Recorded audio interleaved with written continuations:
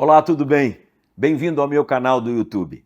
Meu desejo é que cada mensagem aqui deste canal sirva de edificação e bênção para a sua vida. Aliás, não só para a sua vida, mas de muitas outras pessoas que você pode influenciar, enviando as mensagens e também a dica aqui do canal. Você pode começar fazendo a sua inscrição.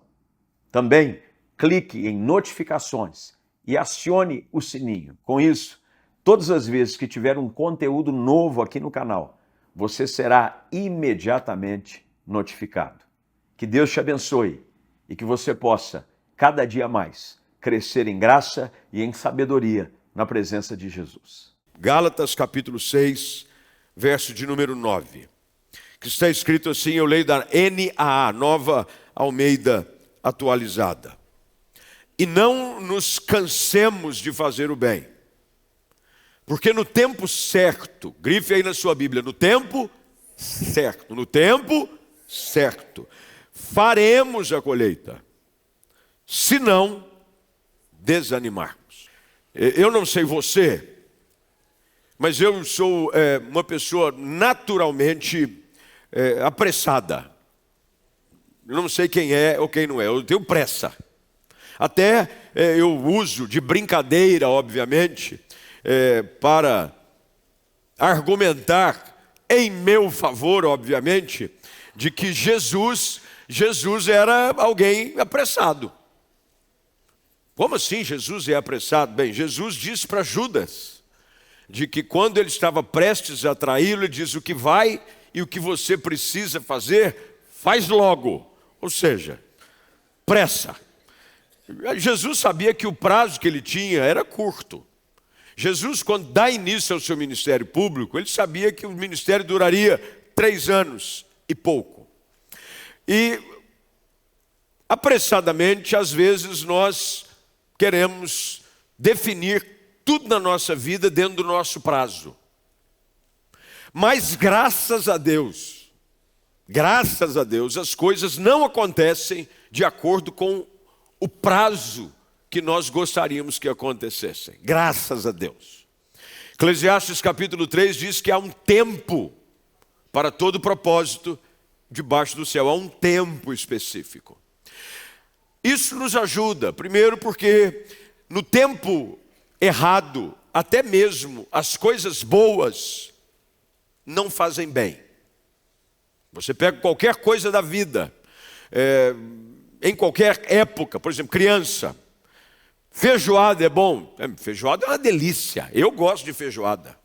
Feijoada é maravilhoso. Uma feijoada assim com paio, calabresa, costelinha. Isso falando antes do almoço, irmãos. Fica um desespero. Eu não gosto de feijoada com orelha cabeluda. Isso eu não gosto. Tem os irmãos que botam feijoada, o focinho do porco.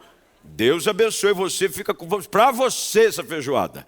Eu gosto daquela feijoada que o pessoal gosta de produzir. Eu acho que é um efeito psicológico. Não, a minha feijoada é light. Como se tivesse jeito de fazer uma feijoada light. Muito bem. Mas você não oferece feijoada que é boa para uma criança recém-nascida. É matar a criança. Não é o tempo. Quando chegar o tempo dela comer a feijoada, e óbvio que a feijoada aqui é apenas uma ilustração, pode ser qualquer outro prato delicioso, mas fora do tempo, não faz bem. Assim como, no tempo certo, as coisas que chegam e devem ser vividas nesse tempo são extremamente importantes. Nós precisamos viver com intensidade, no tempo certo, o presente que Deus preparou para nós. Por mais que nós queiramos coisas para ontem, você já ouviu alguém te cobrando alguma coisa e dizendo, para quando você quer? Para ontem. Para ontem. É uma maneira de dizer, estou com pressa. Já era para ter acontecido. Queremos resultados imediatos. Queremos respostas instantâneas. Nós gostamos de soluções rápidas. Nós vivemos hoje com ferramentas que propõem oferecer soluções rápidas. É só você olhar para a tecnologia. Inteligência artificial. Se você souber fazer uso de inteligência artificial, você faz perguntas. A pergunta precisa ser bem feita e bem construída. Ela vai trazer respostas rápidas. Você faz uma pergunta, ela traz resposta rápida. Onde que eu acho, o pessoal usa às vezes Google. Já viu a pessoa? Google. Eu preciso comprar, sei lá o quê. Vou usar aqui algo para o almoço, já que a gente está com fome. Eu preciso comprar um melhor frango assado da cidade. Onde eu compro? O Google vai dizer, bem, o melhor frango assado da cidade se encontra assim. Ele vai trazer a foto do frango, vai trazer o endereço de onde compra o frango, o preço do frango, e vai tirar uma foto comigo na fila, já por trás do frango. É capaz de eu aparecer no Google Street, assim, olhando o frango. Nós gostamos de respostas rápidas. O problema é de que no reino de Deus não segue essa lógica. Há um tempo que é conhecido como Kairos, o tempo de Deus. E ele nada tem a ver com o nosso tempo, o tempo Cronos. O tempo que rege os nossos compromissos, que define dias, semanas, meses e anos. Deus não tem nada a ver com esse negócio de agenda do homem. E Paulo está aqui ajudando os crentes da Galácia a entender esse conceito. E como proceder enquanto o tempo de Deus perfeito traz a resposta perfeita daquilo que tanto desejamos. Há uma combinação divina entre a obra perfeita de Deus no tempo perfeito de Deus. O Cordeiro de Deus, que é a obra perfeita de Deus para a redenção da humanidade, ela se manifestou no tempo perfeito de Deus. Quando Jesus é erguido lá em Caná da Galileia e eles estão numa festa de casamento, aonde o vinho havia acabado, e sua mãe leva a ele a situação de que o vinho havia acabado, e ela sabia de que, colocando Jesus dentro do contexto da necessidade da família, com o seu coração compassivo, ele interferiria, porque essa é o caráter de Cristo. Jesus responde o que para sua mãe? Ainda não é chegada a minha hora. A Bíblia, você vai ver nos evangelhos, várias vezes essa expressão, tendo chegado a hora. Mas a gente não sabe a hora. Você não consegue comprar o relógio de Deus. Imagina se a gente vendesse. Estou vendendo o relógio de Deus. O relógio de Deus, ele desperta quando a bênção está chegando. Imagina o sucesso que não ia ser. Todo mundo ia ficar com o relógio, dizendo, eu estou com o relógio de Deus. Fica tranquilo, porque todas as minhas bênçãos estão registradas, como no alarme de dia. Porque tem gente que põe o alarme para despertar em 5 horários distintos, no intervalo de 5 minutos cada um. Porque ele vai despertando aos poucos. Alguém faz isso aqui ou não? Eu sei que 7, 7h05, 7h10, 7h15, 7h20, 7h25, 7h30. É ou não é? Você tem que, o seu corpo vai despertando igual por partes. Primeiro desperta um olho, depois o outro. É ou não é? E você vai... Imagina se você tivesse esse relógio, o relógio de Deus, aonde você sabe que ele não atrasa. O relógio de Deus não atrasa. O relógio de Deus que tem marcado na nossa história o tempo certo para o cumprimento de cada uma das suas bênçãos. Mas nós não temos esse relógio. Não temos o relógio, mas nós temos a certeza de que as bênçãos nos alcançarão. Como é que a gente age então dentro dessa expectativa? Bem, Paulo está aqui ajudando a igreja na Galácia a como proceder num período de espera. Esperar não é fácil, principalmente para pessoas que são mais agitadas e gostam das coisas rápidas, como esse que vos fala. Esperar é uma virtude que precisa ser cada vez mais desenvolvida. e trabalhada pelo Espírito Santo de Deus. Não é fácil. Você gosta, pessoas que gostam das coisas rápidas, daqui que eu faço então. As mulheres sofrem desse problema. Às vezes elas dizem para o marido, bem, você não podia resolver aquilo ali para mim? Não dá tempo dela terminar a frase, ele está no sofá ainda. Se demorar 5 minutos, ela fala, deixa que eu faço. Não, calma gente, é que tem um momento de levantar, ir até o local.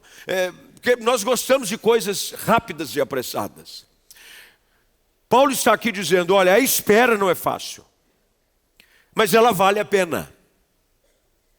As Escrituras dizem que é bom esperar pelo Senhor. Todo ato de antecipação, movido pela nossa urgência, pode atrapalhar com que o plano perfeito de Deus se cumpra na nossa vida e nos livre de viver uma vida sem confusão. A Bíblia está cheia de histórias assim.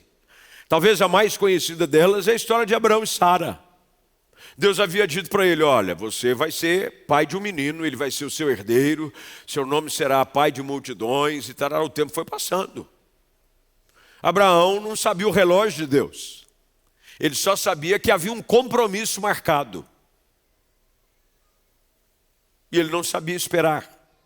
E quem menos sabia esperar era Sarai. Assim ela ainda é chamada, Sarai. Ela disse, não, deita-se lá com uma das minhas servas e vamos ajudar a acelerar esse negócio aí, porque não está fácil. Bem, vem um filho que não é o filho da promessa.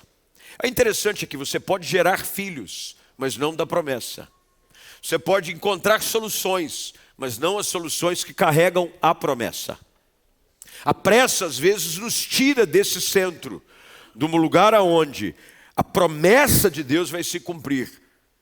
E nós vamos tentando encontrar as nossas soluções. A espera é um processo difícil. E Paulo está aqui nos ajudando, nesse único versículo, versículo 9, a identificar quais são as estratégias e qual deve ser a nossa reação diante da espera do Senhor. A primeira delas está no início do versículo. Não nos cansemos de fazer o bem. Não nos cansemos de fazer o bem. A primeira coisa que Paulo está aqui alertando, porque faz parte de pessoas que estão aguardando uma promessa, uma resposta de oração, o cumprimento de algo que Deus falou ao seu coração, ou um sonho que você recebeu de Deus e ainda não viu se cumprir. É isso, anote aí por gentileza. Enquanto você espera, não se permita ser vencido pelo cansaço. Enquanto você espera, não se permita ser vencido pelo cansaço. Porque esperar cansa. Mas como assim esperar cansa? Você está parado. Mas é que a gente cansa de esperar. Eu fui no congresso da família e o sistema lá de segurança no hotel para entrada é extremamente rigoroso. Porque é um hotel que o acesso, como o hotel estava fechado apenas, estava até agora meio-dia, vai estar só para as atividades da igreja. Então tinha um portão de ferro, e você se aproximava, aí tinha um interfone e a pessoa dizia, pois não? Eu falei, não, eu vou falar, eu sou o pastor. Qual o seu nome? Eu falei, Flávio Valvassoura. Seu CPF? Eu falei, mas o que é isso? Não estou entendendo. Placa do seu carro? Ele falou, não, eu está hospedado? Não, não estou hospedado, eu não fiquei lá hospedado. Vou liberar o primeiro portão. Liberou o primeiro portão. Aí, o senhor encosta no próximo. Encostei no meio, eu já atrasado. O nome do senhor não consta na lista. Eu falei, o profeta às vezes não tem honra na sua própria casa. Jesus disse isso. Às vezes o profeta não tem honra na sua casa. E você passará por situações dessas para você ser humilhado e tratado. Eu disse, como assim meu nome não está na lista? Não, não está. Não, mas eu sou o pastor. Sabe esse povo que está todo aí? Então, é ovelha lá da igreja que eu pastoreio. Não, mas o senhor não pode entrar. Eu falei, mas como eu não posso entrar? Não, não pode entrar, não pode entrar. Irmão, foi me dando... Sabe aquela gastúria que dá em você? Não sei se você tem. Que o diabo sabe, às vezes, dizer, agora eu vou gastar ele. Eu falei, então faça uma gentileza, minha querida. Abre o portão que eu vou dar ré e vou embora, já que eu não posso entrar. Aí você faz o seguinte, e você sai aqui da portaria e vai lá dar a palavra para eles. Eu já não estava no meu nível máximo de santidade naquele dia. Eu falei, então você vai lá e... Não, senhor. Não, pode ficar tranquilo, porque eu não queria mais esperar.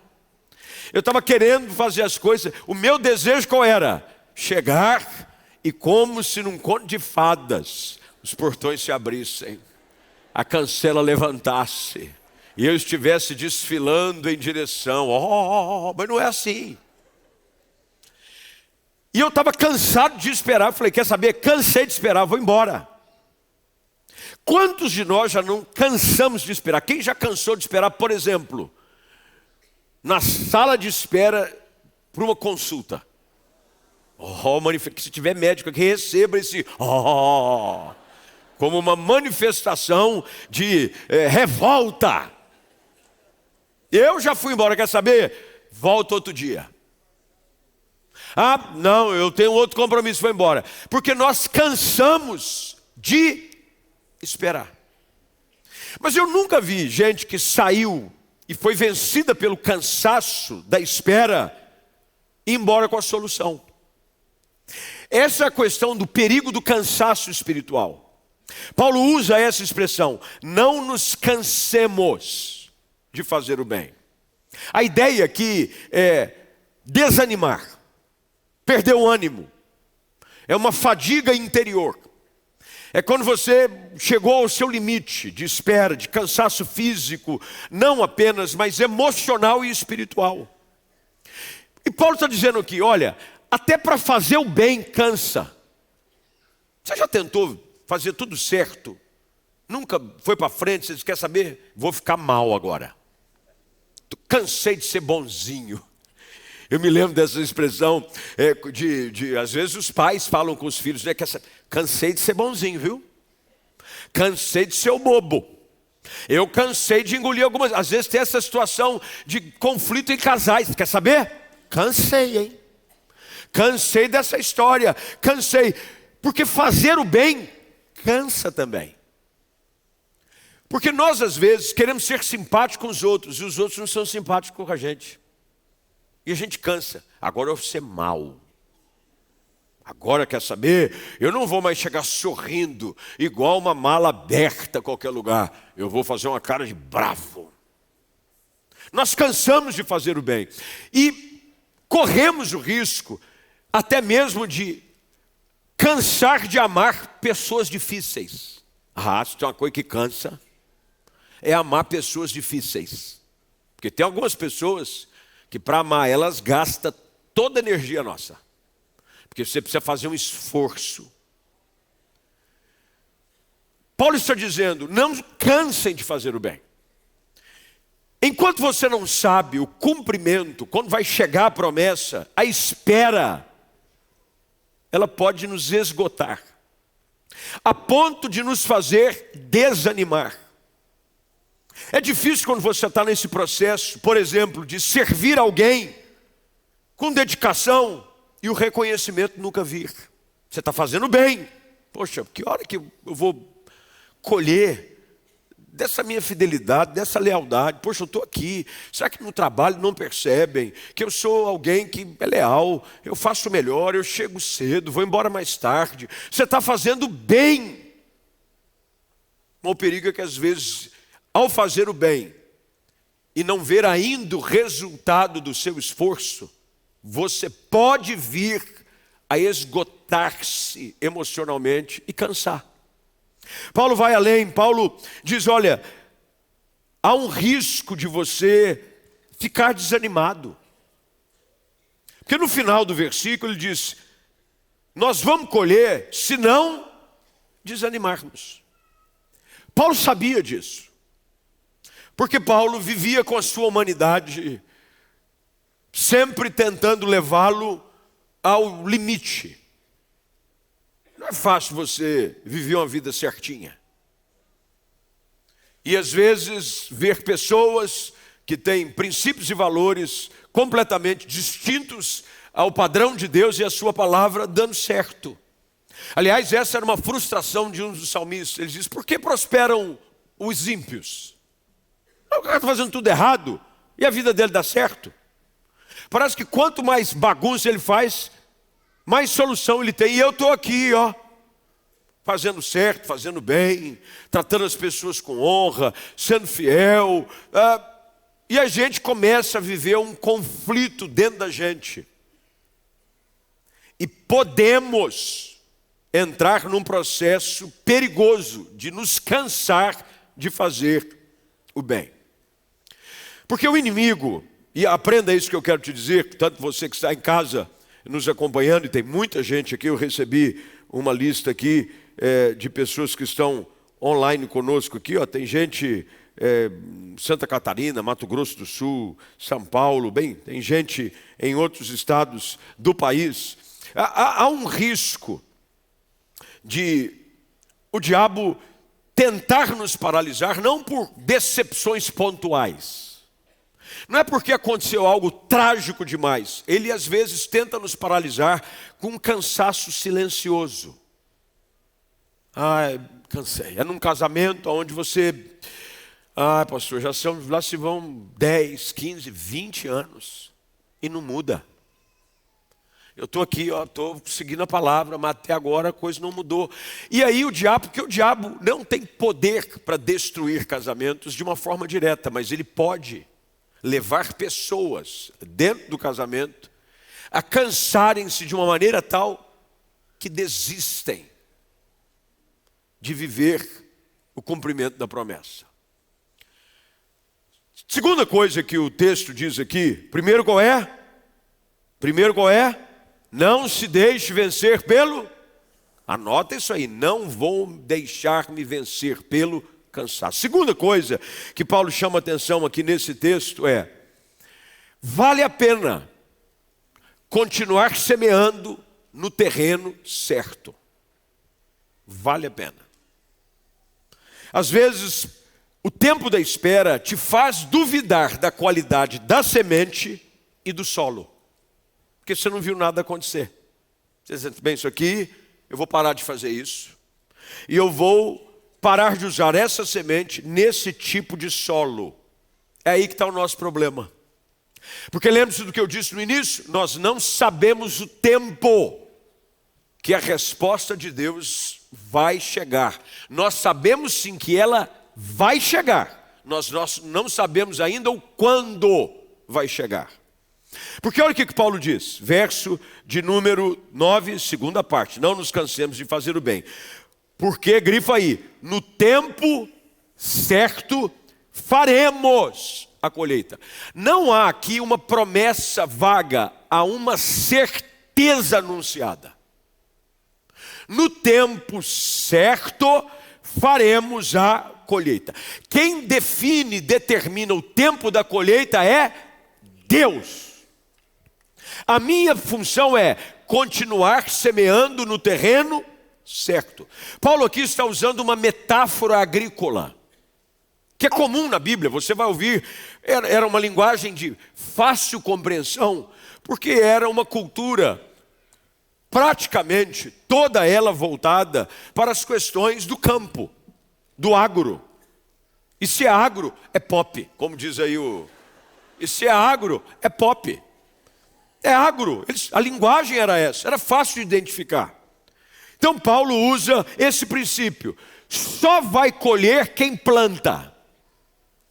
E só vai colher quem planta no lugar certo e aprende a esperar. A semente, ela não germina no dia que ela foi lançada, gente. Isso aí não existe em lugar nenhum. Nada. Toda semente vai depender do desejo e da convicção do agricultor em esperar a fidelidade do cumprimento das estações.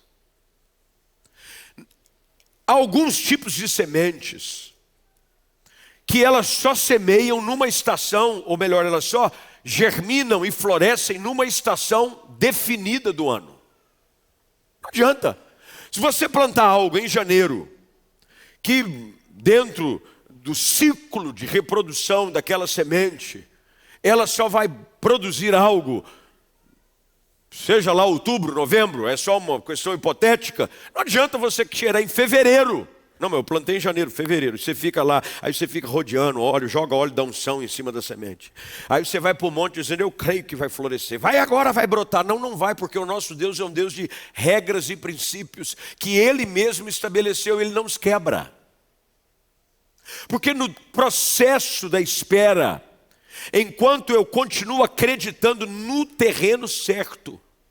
Sabe por que eu conheço muita gente que a vida dele não floresce de uma forma expansiva? É porque ele está sempre mudando de terreno. Ah, não é essa a igreja. Às vezes não aconteceu algo que ele esperava na igreja do jeito que ele queria no tempo dele. Ah, então o problema é esse terreno. Aí ele vai e muda de igreja. Ou leva para o aspecto do trabalho. Não, o problema aqui é essa profissão, é essa empresa. Ah, isso aqui ainda não produziu o que eu espero. Aí ele vai e começa... Sabe quando essa pessoa vai ver uma grande colheita na sua vida? Nunca. Porque ela não sabe esperar o processo da germinação, do desenvolvimento para o crescimento de algo que vai produzir muitos frutos. O que Paulo está dizendo aqui sobre tempo certo é que cada ato de fé, cada oração, cada gesto de amor, cada lágrima derramada diante de Deus é uma semente no terreno certo.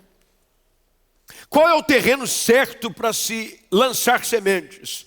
Na presença de Deus. A minha casa. Como é que eu quero ver a minha família feliz?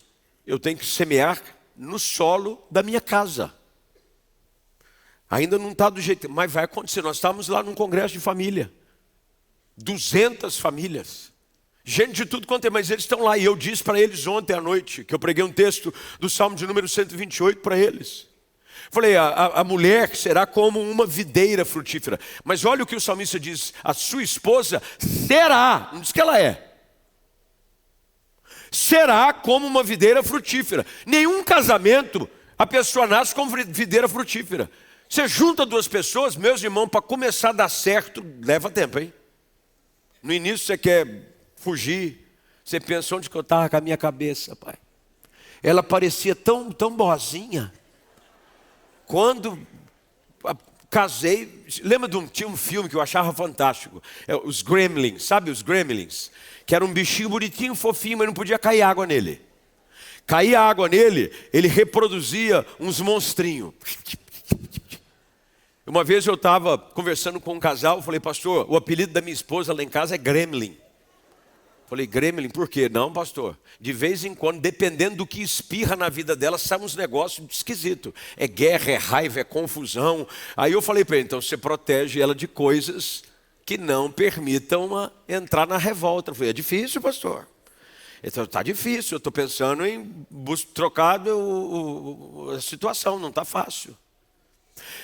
Qualquer situação vai levar tempo, mas o terreno é aquele. A bênção de Deus para a sua casa está dentro da sua realidade familiar. A bênção de Deus está no lugar onde você está. Você precisa aprender, como Paulo disse, no tempo certo você fará a colheita. Continue semeando palavras de fé. Continue declarando vida e bênção sobre a vida dos seus filhos. Eu ouço às vezes pais falarem a respeito dos seus filhos. Isso aí não tem jeito mais, pastor. Cansei. Esse aí, levei para a igreja. Ele veio desde pequenininho nos caminhos do Senhor. Mas está aí, não me deu uma alegria até hoje. Aí você vai fazer o quê? Vai deserdar o menino? Vai dizer que ele não tem mais pai nem mãe? Vai dizer que agora a coisa está largada? Não, continue crendo, orando, porque a Bíblia diz que se você continuar semeando no tempo certo, terá colheita. No período entre o plantio e a colheita, Deus está trabalhando em duas realidades, aprenda isso que eu vou te ensinar. No solo, apesar de tudo, a semente lançada, há algo acontecendo debaixo da terra que os nossos olhos não conseguem ver. Mas ao mesmo tempo, Deus está trabalhando no coração de quem semeou.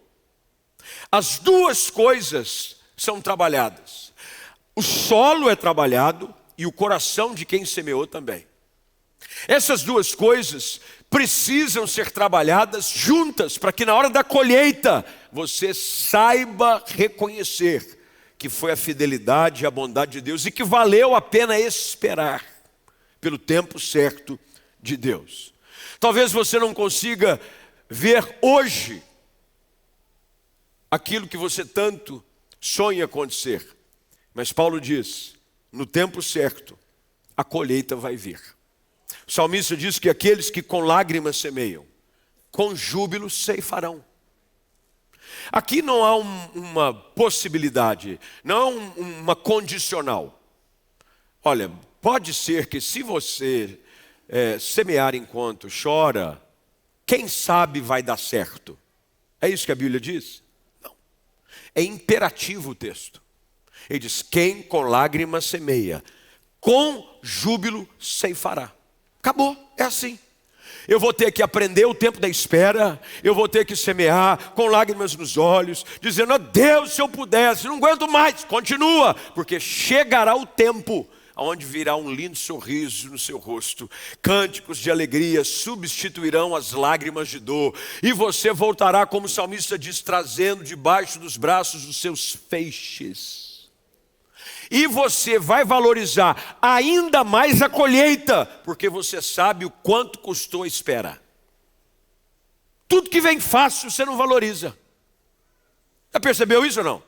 Veio fácil, não valoriza. Há um estudo, e é um estudo recente, de que pessoas que ganharam grandes fortunas em sorteios, de lotérica, não só no Brasil, qualquer lugar do mundo, quebraram em 2 anos. 2 anos, 2. Às vezes o cara ganhou, saiu uma reportagem que eu li há um tempo atrás, da Loto Americana. O cara ganhou, não foi Mega Sena da virada não, irmão. Ele ganhou, foi Loto Americana, tipo 500 milhões de dólares. Eu fico imaginando como é que o cara consegue gastar 500 milhões de dólares em 2 anos. Ele não só gastou os 500 milhões de dólares, como ficou devendo ainda. Quebrou. Porque veio fácil. Tudo que vem fácil, vai mais fácil ainda. E é isso que Deus quer trabalhar com nós. Uma vida espiritual profunda. Não vem fácil, meu irmão. Você vai ter que pagar o preço. Você vai ter que lançar semente, saber esperar o teu tempo, a tua hora, que Deus vai te promover. E quando você finalmente estiver vivendo o cumprimento dessa palavra, você vai valorizar aquilo que está acontecendo na sua vida. É sobre isso que Paulo está dizendo. Terceiro lugar, para a gente caminhar para o fim. Paulo está dizendo ainda no mesmo versículo: persevere até o fim. A versão aqui que lemos usa a palavra não desanimar. Mas algumas outras versões, como a linguagem mais contemporânea, de fácil assimilação, a palavra usada é: se você não desfalecer. A chave aqui que Paulo está querendo dizer não é somente semear, é perseverar. O verbo desfalecer aqui, desanimar, traz a ideia de não desistir antes da hora. É por isso que você tem que perseverar até o fim. Quando você vai às cartas das igrejas, lá no livro do Apocalipse, há inúmeras vezes o Senhor Jesus dizendo ao anjo da igreja: aquele que perseverar até o fim, receberá a coroa da glória. Aquele que perseverar até o fim. Não tem esse negócio de começar bem e desanimar e não perseverar. Hebreus capítulo 10 há uma orientação muito clara sobre receber o cumprimento das promessas de Deus. Ele diz: com efeito, tendes necessidade de perseverança, para que, havendo feito a vontade de Deus, alcanceis a promessa. Perseverança é ir até o fim. Tem algumas coisas que você só vai ver o cumprimento pleno da promessa quando está chegando no fim. O que adianta você começar bem e terminar mal? Você sabe como é que Paulo começa essa epístola? Volta a sua Bíblia aí, capítulo 1. Aí você vai entender porque que Paulo está amarrando o fim aqui. Capítulo 1 de Gálatas. Volta só. No meu caso aqui, eu só precisei voltar uma página, porque a letra é pequenininha. Gálatas capítulo 1. O pessoal da mídia me ajuda aí, por favor. Versículo 6. Achou? Quem achou diz amém. Olha que Paulo está surpreso no início. Estou muito surpreso em ver que vocês estão passando tão depressa daquele que os chamou na graça de Cristo para outro evangelho, o qual não é outro, senão na verdade, o qual na verdade não é outro, porque há alguns que estão perturbando vocês e querem perverter o evangelho de Cristo. Vamos em frente.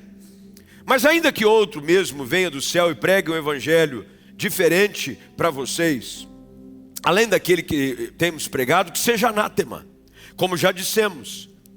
E agora repito, se alguém está pregando a vocês um outro evangelho, daquele que já recebemos, que esse seja anátema. Por que eu procuro agora o favor das pessoas e o favor de Deus? Ou procuro agradar pessoas? Se ainda estivesse procurando agradar pessoas, eu não seria servo de Cristo. Olha o que Paulo está dizendo. Eu estou surpreso que vocês começaram bem, mas não estão entendendo que o segredo não é só começar bem, é terminar bem. Perseverar até o fim. Quando Paulo aponta agora para a conclusão desse texto, ele vai dizer: essa perseverança não é fruto apenas de uma força humana, porque em nós mesmos não temos a resiliência suficiente para continuar quando estamos cansados. Não temos. Se você bater no peito dizendo assim, não, eu não canso fácil, eu não desisto. Todos nós nos cansamos com a espera, sem ver ainda, porque lembre-se, nós não temos o relógio de Deus com a hora marcada, porque assim, se você está esperando algo com uma hora marcada, e você vê que por mais que você está esperando já, por exemplo, 2, 3 horas, mas faltam, como no meu relógio, 15 minutos para meio-dia, você diz, não, estava marcado meio-dia, agora é 15 minutos, tá bom, vai, eu vou, já esperei tanto, falta só mais 15 minutos, então não vou desanimar. O problema é que nós não vivemos nessa lógica com as questões espirituais. O que nos move é a certeza de que o Deus que fez a promessa é fiel para cumprir, de que vale a pena esperar, e aqueles que esperam vivem o cumprimento dessa palavra. Mas nós precisamos estar atentos para que o cansaço não nos consuma. Como é que a gente faz então? Bem, é aí que entra a graça de um Deus que nos sustenta em meio aos nossos momentos de esgotamento. Há uma graça renovadora. É uma graça que nos impulsiona a sobreviver na fila de espera mais um dia, mais uma semana, mais um mês. A graça de Deus vem e nos sustenta. Quando as pessoas desistem, muitas estão sem saber, desistindo, quem sabe até às vésperas do dia do seu milagre. Porque a gente não sabe, é por isso que vale a pena perseverar até o fim. Hoje de manhã, quem sabe você está vivendo uma estação da sua vida onde você está prestes a desanimar. Essa semana passou muita coisa na sua cabeça. Quer saber? Não aguento mais esperar por isso, essa situação. Se ela não mudar essa semana, para mim chega, eu não aguento mais esperar. Mas eu creio naquela divina orquestração que Deus produz para um encontro como esse. Para pessoas que aqui chegaram, estão presentes, tantas outras em casa, conectadas nesse culto online, que quem sabe a sua alma está cansada. Aí eu me lembro de um velho hino que dizia: alma cansada, não desespera, espera em Deus.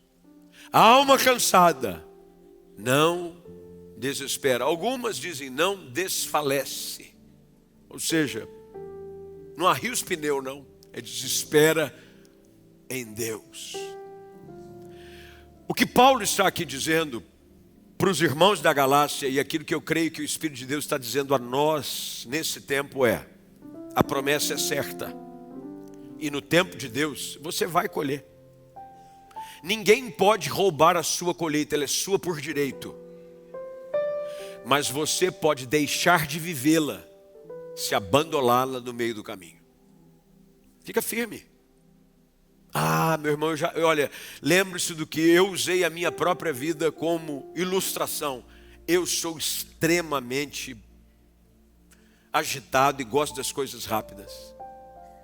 Mas muitas vezes, e não foram poucas, Deus teve que me colocar naquela sala de espera. E sabe naquela sala de espera, que eu não sei se você já viveu essa revolta em alguns lugares. Você estava antes, aí chegou 3 pessoas depois de você. Aí você diz: não, agora sou eu. Aí a pessoa diz: fulano de tal. Chegou, o cara que chegou por último, vai na sua frente. Você está lá na sala de espera.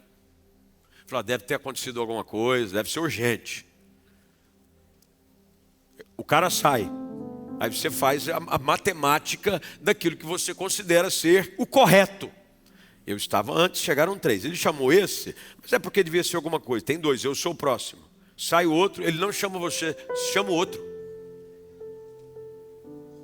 Normalmente, a reação da maioria, principalmente os que são coléricos e sanguíneos, vão no balcão e dizem assim: tem uma coisa errada aqui. Opa, peraí. Eu cheguei aqui antes. Pega as câmeras. Pode olhar. Olha aí, eu estou aqui antes. Esse pessoal chegou depois. Estão chamando eles antes de mim. A pessoa fala: é o doutor que chamou, sei lá, o compromisso. Mas aguarda um pouquinho. Já vai chamar o Senhor. Eu confesso, teve lugar que eu fui embora. Quer saber? Volta outro dia. E eu saí sem aquilo que eu fui buscar. E eu precisava, porque você não vai a um lugar, uma consulta, a um compromisso e fica esperando sem que você precise de algo. Paulo está dizendo aqui: pare de agir movido pelas emoções que tentam controlar o seu coração. Seja guiado pelo Kairós de Deus, na certeza de que a colheita vai chegar. Eu termino com um texto de Paulo na sua primeira carta aos Coríntios, capítulo de número 15, verso de número 58. Preste atenção. 1 Coríntios 15, 58. Olha o que Paulo escreve. Ele diz: meus amados, sede firmes e constantes, sempre abundantes na obra do Senhor, sabendo de que no Senhor o vosso trabalho não é em vão. Firmes e constantes. Tem algumas coisas que vão acontecer como resultado não de uma performance isolada, não de um dia bom em que você deu o seu máximo, mas como resultado de uma continuidade de fidelidade, de obediência, de espera, na certeza de que a tua colheita, ela é sua. Porque a semente lançada, ela não vai voltar vazia. Alguns vão receber a bênção antes de você, e tudo bem. Celebre, porque quando você vê o outro sendo abençoado antes de você, você está vivendo e testemunhando o cumprimento da promessa. Porque se aconteceu na vida dele, a sua hora vai chegar também. Paulo termina dizendo exatamente isso. Paulo diz: se você não desanimar, siga firme. Não é em vão aquilo que nós fazemos enquanto esperamos. A colheita está vindo. A tua hora vai chegar. A tua bênção já está embalada com o teu nome dela. É o teu nome. Ninguém vai tirar o que é teu. É teu. Mas você não pode abandonar a fila de espera. Passar sua senha para o outro. Eu já fiz isso também. Tinha pegado uma senha antes. Ó, pega aqui, ó. Peguei lá, passei a senha. E teve uma ocasião que assim que eu passei a senha, me chamou. E eu fiquei com vergonha de dizer: não, fui eu que passei a senha aqui. Não passa a sua senha para ele, não desista. Vai chegar a hora certa. Haverá uma colheita abundante, na proporção daquilo que você semeou e teve paciência para guardar. E você verá, como o salmista diz, a bondade do Senhor na terra dos viventes.